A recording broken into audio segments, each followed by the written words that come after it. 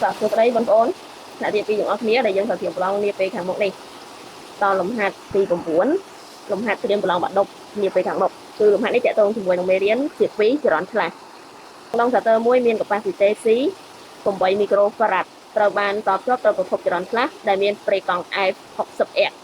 ញ៉េនឹងต้องtrongប្រសិទ្ធ150 V គណនាអាំពេដង់និងចរន្តប្រសិទ្ធរបស់សៀគ្វីអញ្ចឹងយើងគណនាអាំពេដង់របស់សៀគ្វីយើងមានតែ C តែប៉ុណ្ណោះអញ្ចឹងមានតែកង់ដង់សាទ័រឯងបើកាលណាមានតែកង់ដង់សាទ័រអញ្ចឹងយើងដឹងហើយថាអាំពេដង់គឺតាំងនិមិត្តសញ្ញាសិតអញ្ចឹងរបស់ C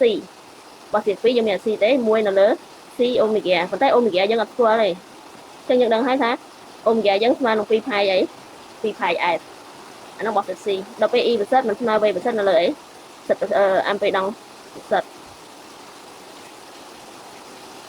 ហើយអាំពេដង់គឺនិមិត្តសញ្ញារបស់វាតាំងដោយសិតអញ្ចឹងមកសៀគ្វីហ្នឹងយើងមានតែសៀគ្វីកង់ដង់សាទ័រអញ្ចឹងសិតហ្នឹងគឺសិត C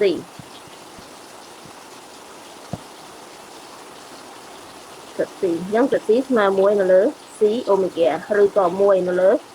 C 2 pi អី2 pi f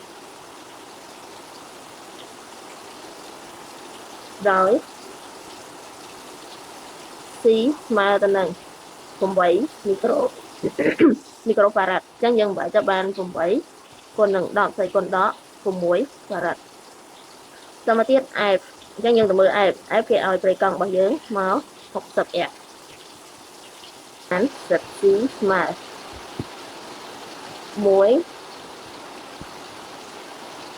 លើ2 pi គុណនឹង C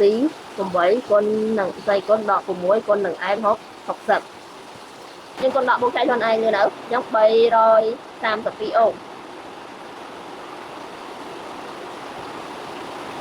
អញ្ចឹងដូចនេះសិត C ស្មើនឹង332អូម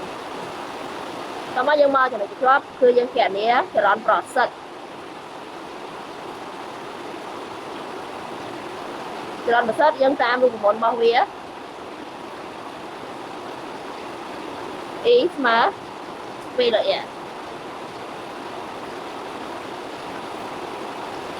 2លើ F ដោយចុងគេឲ្យមក150 V រេសង់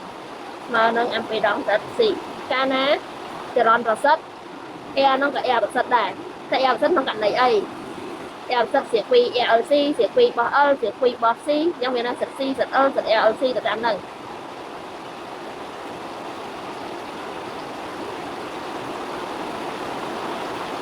អញ្ចឹងយើងបាន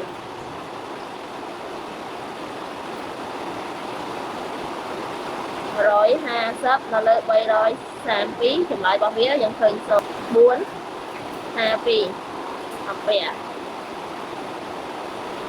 ចរន្តស្មើទៅនឹង 0.452 អាំពែកុំភ្លេចជួយ Subscribe អ្នកមួយដើម្បីទទួលបានវីដេអូលំហាត់ថ្មីៗបន្ថែមទៀតចា៎